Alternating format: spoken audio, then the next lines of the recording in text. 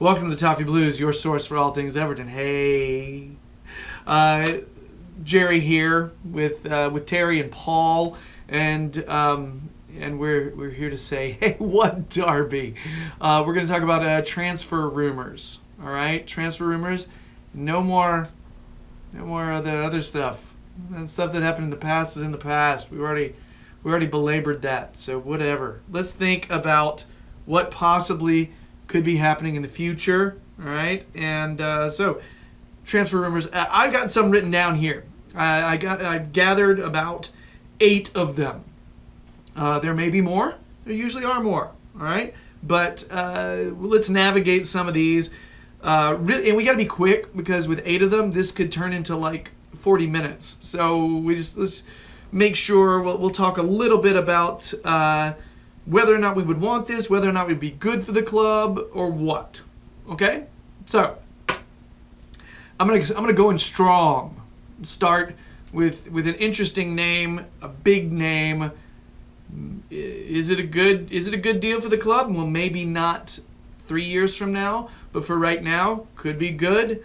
Injury-prone fellow, but actually as a big name and somebody who Ancelotti is actually close to. James Rodriguez over at Real Madrid. He's 28. He's on the older side.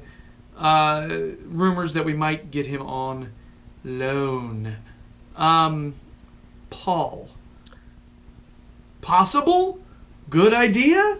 Do you like it? What do you think? Possible? No, because I think his wages would be astronomical, even if he was convinced to come. Would it be good if we did get him? He's an improvement on what we've got in that position, so you'd have to say yes. Mm-hmm. What was the other thing you said again? I don't know. My feeling is, I think it would be. Gotta admit, it would be pretty cool to see a big worldwide superstar like that in an Everton top playing at Goodison. But as with a lot of things, dreams are fun for a little while, but then before long, the stardust kind of falls away. That's the way to put it. Yeah. It would be cool for a few weeks, but I think after that, fans would kind of regret that one if it happens because of his age, simply. And what if it doesn't work out? He's not played in England before. What if he gets injured again? It could just be a colossal waste of money and time. So, no, it's not likely to happen anyway. And if it did, I think the negatives would be just too much to ignore. Or the possible negatives anyway. Terry, how you feel about James? I'm not as against it now as I was, considering the events of Sunday. But no, like Paul touched on it there. It's like seems like a good idea. He's a big star name, and he's played for these great clubs and whatnot. And although he's not as old as other ones that we've done before, but I want the club to learn its lesson by signing these players who are finished. Like, I know he's only 28, but he's been like sort of on like 2-year loans a couple of times now, I think, and he seems to just be like a bit of a high-level journeyman, and I just don't think that's the way to solve the problems at the club. Like, don't get me wrong, he'd come and I was about to say actually he'd be an improvement, but would he? It's a weird age to come to the Premier League at 28 for a centre midfielder. The pace is a lot different to what he's probably used to, and he might not be able to play his proper game because he doesn't get the time on the ball that he's used to. So if it was true, which I don't think it is, because the link seems to be mirror football and people do 2 + 2 = 5 because the Ancelotti connection. On loan maybe, short-term fix while we're looking to get proper targets in the summer. Then yeah, I suppose. But no, not as an actual solution, because we want to get away from signing these players at that age on those wages and with a questionable sort of ability to deliver in this league. So it's a no from me, but it's not as strong a no as it was prior to Sunday. I'll be quick. If the money is right, I say yes. If the money's right. That's I suppose. Yeah. You know, I mean, the money's got to be right. If it's not, you guys mentioned high wages. Yeah, you got to think about that. If he's wanting a ridiculous amount, no, money's not right. Then you don't do it. And that's not the way Marcel Brands really does business. Wants to do things, you know. But it could be a Moshiri type of thing. You know how he is. He's the one who wants the Hollywood type of names. So I definitely think it's possible. I agree with you guys too, but too big of wages, that's an issue. But if we're talking about cheaper for being able to bring in James Rodriguez and be able to get a creative force through the middle, which we haven't had. When have we had this? I'm like trying to harken back and think about a time when we had a creative midfielder running in that same spot. It's just not. So, yeah. Tottenham home game, we had one. And then what happened to him?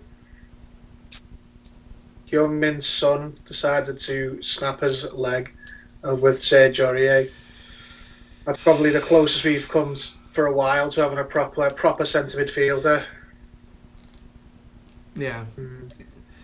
All right, let's move on to another possible center mid. Right, but maybe not the same type as James Rodriguez. I see James as more of a center attacking mid.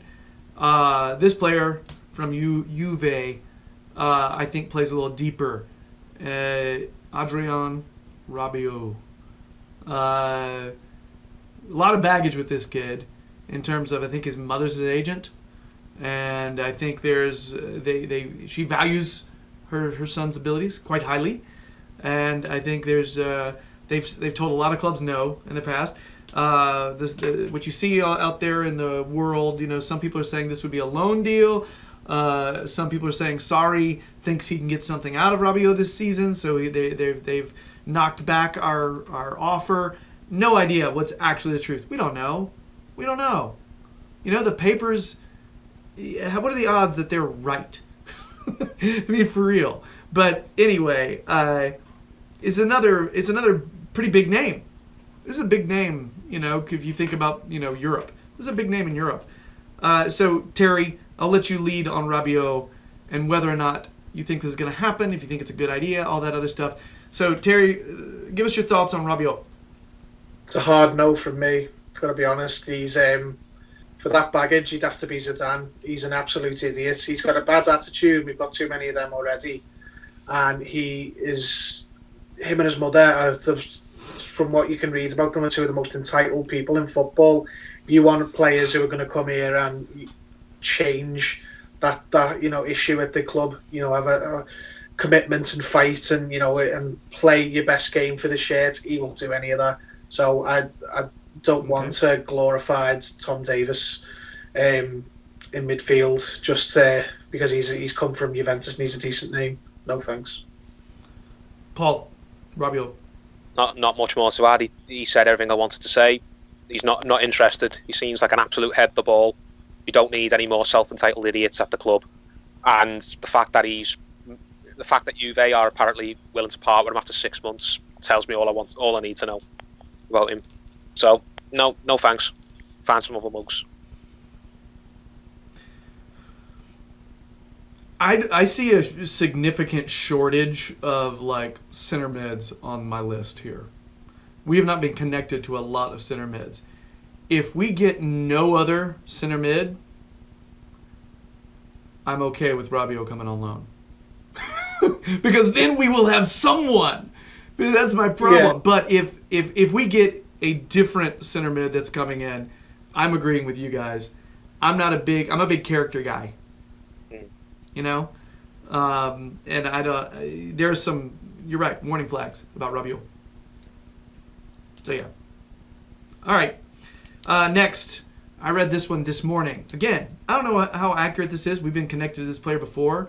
I think it's Nathan Ake from Bournemouth. Rumors that we are negotiating with Bournemouth for Ake. No idea how true that is. Center back. And starts like almost every game for them. So, Paul, yay, nay? Nay. I know a lot of people who rate this guy a lot, and he's getting linked with big moves back to Chelsea and a few other clubs, but no, not for me. He's not my cup of tea as a central defender. I know he's good with the ball at his feet, and he's very mercurial. I made a mess of that. Mercurial. Yeah, that's the word. No, I'd rather have a defender who wins headers and leads a back line rather than someone who carries the ball out. For me, he's a football hipsters player. Do you know what I mean? Maybe I'm just a dinosaur, but no, it's the same reason I wasn't enamoured with John Stones. I don't get why anyone is to this day. I still know Evertonians who would crawl over broken glass to beg John Stones to come back, but I'm not one of them. And Ake sort of falls into the same department as me. There's worse defenders, but he's not the type of defender I think would suit Everton Football Club. I think Everton fans like a different type of centre-half. So, and he cost an absolute fortune as well. You know he would from a Premier League club. So, no thanks. All right, Terry. Okay. No, not a bad player. Wouldn't be a good fit. I don't see how adding an 5'11" centre back who concedes 70 goals a season would help us. And I don't rate a lot of our centre backs, but if we're going to go in the market and buy them, I want them to be market improvements on what we've got. So no, he'd be a massive spend on something that's not really going to take us to the next level. He'd probably, other than Chelsea with their buyback clause, he'd probably cost close to Van Dijk money because he's crucial to Bournemouth's survival.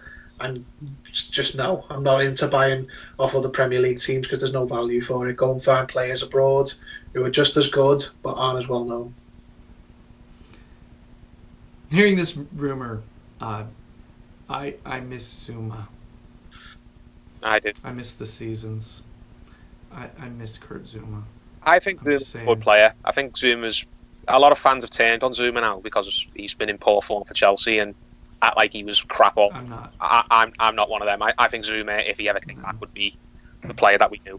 But who knows? Yeah, agreed. He did really well for us. There were certain games we were like, well, he showed up and nobody else did. And, that's what you want out of a center back, a rock. You want a rock. If nothing else, you want consistency. Unless it's like, can't turn quickly and go, you don't want that kind of consistency. You know what I mean? But yeah, so Ake, again, I think it'd be too much money. I think it's too much money to pay for him. I think I don't think he's too far away from what Holgate already brings. Yeah, I do think he's a better centre-back than Holgate, but for the money he'd cost, I want something significantly better. That gap, it needs something very different. Yeah. If he was playing in like the Netherlands or something, and he was going to cost 20 million, then by all means, he's a good defender. But he will cost stupid money, and he's not a game-changing centre back, and that's what I want if we're going to spend big. Okay, I'm about to rattle off 3 centre back names I know very little about. I've heard of these players, but I don't know a whole lot about them. They're young. They're center backs. Story this morning put all 3 of us with them. If you have anything to add about these guys, cool. I don't have much. Wesley Fofana from Saint Etienne, 19-year-old center back. Okay. Paul, are you about to drop some football manager knowledge on us? I don't. If we do sign a centre back, I don't see us going that young. 19. Well, here's the thing: the other 2, 21 and 20. So just throw it out there. Well, I don't think we'll go for a teenager. I think we'll go for a teenager. Yeah, Merih Demiral, all right, from Juve, 21 years old. Okay, Jean-Claire Todibo from Barca, 20. Okay, Todibo.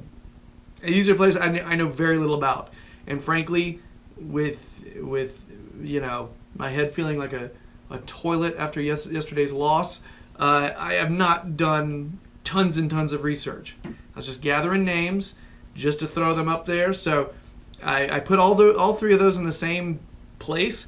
I don't know much about them, but if we're looking at young, promising center backs, okay. You know what I mean? So That's a very different direction than Nathan Ake, though, because Nathan Ake is way more money. You know what I mean? Yeah. Just way more money than they would be. All right. So anyway, I can see one of them. I can see one of them being true because, and contrary to Paul, I do think they'll bring in someone that young because Brands is all about that. He's not, one to react to, what's going on now and we need to go and get, a 30-year-old centre back to stem the flow of goals. I personally think that Todibo might be true because the Barcelona sort of history we've got buying players from them, but it could be any one of them. And if they're better than Michael Keane, don't care how young they are. All right. So finishing up with a couple of wingers or forwards, let's say that. Beginning with the one I actually think might be true. This Gedson Fernandes from Benfica. He's a right winger. This is why I think it might be true. He's 20. And the rumor is short loan, option to buy at the end of it. That's what I have read. Don't know if that's true. Hey. But have you heard different? Terry's eyeing me like 18. I'm a clue. 18-month loan. I read from the Athletic. Oh yeah. So not a short loan and that. Oh, you know what? There you go. See, that's why you were looking at me. Yeah, I was like. Yeah, like I was like a magic picture, and you were trying to let the 3D thing pop out at you. I was like, that's. So yeah, totally. Yeah, I'm with you on that then. Promising young player that other clubs have been linked to as well. I think United's been linked to him. West Ham has been linked to him recently. So I don't know a lot about the player, but there it is. If it's true, then I'm glad that we're going for a loan first before we commit to permanently buying, because if we brought him in and it didn't work out for whatever reason, then I don't want another Sandro Ramirez where we've got this young kid who's stuck at the club and we can't find any takers for them and they're just draining a wage. Sometimes it happens. There's kids who look like they've got it all and that they're superstars in the waiting, and it just doesn't pan out that way sometimes. Yeah. So I'm glad that if we do bring in a player like that, then we've got the option to pull the plug on it before we fully commit. And the last name, sorry, go ahead. No, what did you say? I think that's something that we've learned from previous times. I think that's very smart for our brands to insist on a loan first, if that's what we're looking. So the last name on the list, Jeremy Boga, from Ivory Coast, I believe, plays for Sassuolo in Italy, or in Serie A. The thing that makes me think that this might not be true is he plays primarily on the left, and I feel like one of the things we do have are left-sided forwards. So I feel like we've got a few of those, at least a couple. I mean, if we're actually come to think of it, Richarlison, yes. Bernard, yes. Iwobi, yes. Right? Am I missing anybody? And Richarlison technically has been playing a lot more striker than that left wing or left forward. So I don't know. Iwobi and Richarlison's best positions, though, are probably not on the left. Iwobi certainly isn't. Oh, really? Well, see, Iwobi, when he came in, it's like I liked the idea of him playing in the center. Yeah, that's what I but thought. It's like if he plays one of the wings, though, it's usually left wing. I guess that's why I mentioned that. Mm. I assumed that Iwobi was going to be playing predominantly through the middle when he came in, and I was hoping Bernard, Ancelotti used Bernard as more of a central player, didn't he, in his first game? And I think that's something that he'll probably keep That's trying. a long conversation I want to have with you guys sometime, is the weird, bizarre shift from defensive formation to attacking formation that Ancelotti likes to employ. And I want to talk about that sometime with you guys. And I know you've been noticing it. And I feel like I haven't been seeing a lot of talk about it on Twitter, which is strange. But, defensive formation and that attacking formation shifting to something very weird and different. So, conversation for another day. I just want to say that while you mentioned it. I was just psyched that somebody else said something. Both happen. I wouldn't be surprised if we do bring in a left-sided forward, because the left-sided forwards we have I think Ancelotti maybe has other plans for them to use them in other positions. So trust old Carlo is what you're saying, eh? Well, he's got the CV to merit trusting him, hasn't he? So you don't trust Carlo. You better. You're not trusting anybody. Yeah, now I'm with you, man. So, Terry, you think it's the fact that Ancelotti saw this player in Italy and made him a possible signing? Because that's the way the story was kind of putting it out there. It was like this. But I think we're vying. I think with Napoli and Barcelona for the player, though.